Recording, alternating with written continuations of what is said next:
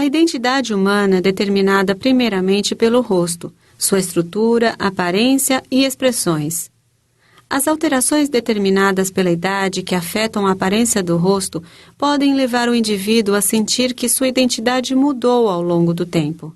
Essas mudanças podem ocorrer nas regiões alta, média e baixa da face. No entanto, as alterações na parte central geralmente ocorrem primeiro que as alterações na parte inferior. As modificações incluem perda do volume e flacidez das bochechas e desenvolvimento de rugas e áreas profundas abaixo das pálpebras inferiores. Normalmente indicado para quem ainda não apresentou flacidez na região inferior do rosto, o lifting facial do terço médio pode ajudar a diminuir essas marcas do envelhecimento, deixando a aparência mais firme e jovial. Antes de saber como funciona o lifting facial ou ritidoplastia, é importante conhecer a estrutura do rosto e entender como o processo de envelhecimento provoca mudanças ao longo do tempo. A face é formada por camadas de pele, músculo e gordura, que se estendem acima dos ossos faciais. Semelhantes a um elástico que foi esticado, os tecidos do rosto enfraquecem, perdendo a elasticidade e a capacidade de se manterem firmes e vigorosos. O rosto envelhece por vários motivos. Em resposta aos danos causados pelo sol e outros fatores, a rede de sustentação da pele, o colágeno e a elastina, é destruída. Consequentemente, a pele perde parte de sua estrutura e elasticidade e fica flácida. Além disso, os músculos faciais enfraquecem e se distendem, e os depósitos de gordura, que normalmente dão à face um aspecto arredondado e suave, descem e diminuem. Essas mudanças juntas criam bochechas flácidas, áreas fundas e rugas acentuadas na parte central do rosto. Existem vários tipos de lifting facial, sendo que cada um corrige uma determinada área da face. Por exemplo, o lifting facial do terço médio rejuvenesce a região central do rosto.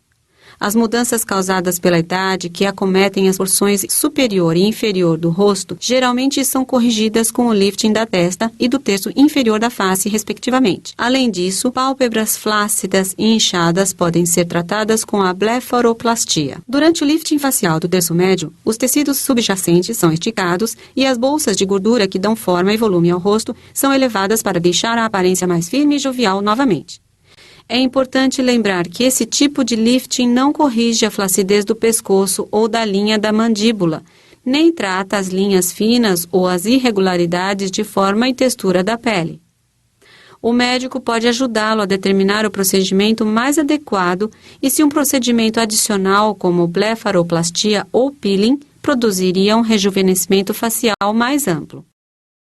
A duração de um lifting facial do terço médio é de aproximadamente 1h30, dependendo da extensão do tratamento. Antes do início do procedimento, a área a ser tratada é limpa e um anestésico será administrado. Normalmente, aplica-se anestesia geral, onde o paciente dorme durante a cirurgia.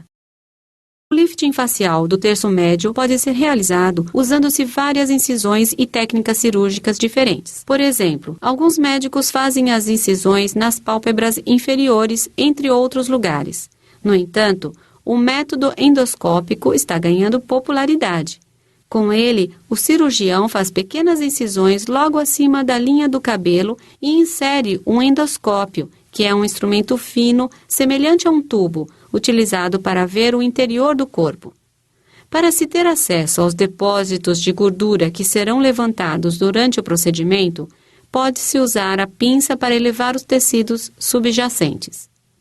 Indo em direção à boca, o médico levanta cuidadosamente o tecido, criando um pequeno túnel na região central da face.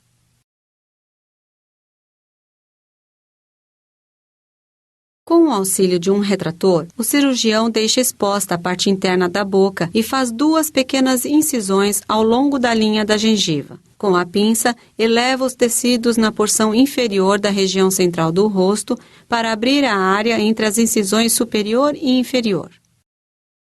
São colocadas suturas de suspensão nos depósitos de gordura que desceram com o tempo. Ao colocá-las através da incisão na linha do cabelo, o cirurgião eleva os depósitos de gordura e os reposiciona. Consequentemente, o rosto volta a ter contornos arredondados e suaves. Após todos os ajustes necessários nas estruturas subjacentes, o cirurgião pode colocar um dreno cirúrgico abaixo da pele para impedir a formação de líquido durante a cicatrização, embora, em geral, não seja necessário. As incisões na linha do cabelo e na boca são fechadas com suturas. Embora alguns médicos prefiram não utilizar curativos, outros podem aplicar uma bandagem mais frouxa ou uma malha de compressão para agilizar o processo de cicatrização. Essa malha é apertada e ajuda a diminuir o inchaço, evitando a formação de líquido, além de proporcionar conforto e sustentação.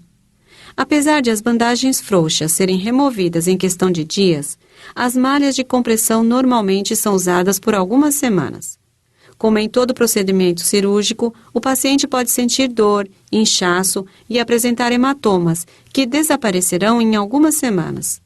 Caso seja utilizado um dreno cirúrgico, ele geralmente será retirado um dia após o procedimento, e as suturas que não são absorvidas são removidas de 7 a 10 dias. Embora já se sinta apto a retornar ao trabalho em 1 ou 2 semanas, recomenda-se evitar atividades pesadas, como a prática de exercícios ou levantamento de peso, por até 3 semanas, de modo que seu corpo tenha tempo suficiente para cicatrizar. Os primeiros resultados normalmente aparecem logo após o procedimento e ficam ainda mais evidentes em 2 ou 3 semanas, à medida que o inchaço e os hematomas vão desaparecendo. Como o processo de cicatrização é diferente em cada pessoa, o resultado final pode demorar meses. Apesar de o lifting facial do terço médio não impedir o processo de envelhecimento, ele pode diminuir drasticamente a flacidez da pele, as rugas e o afundamento do rosto, mantendo seu aspecto jovial por muitos anos.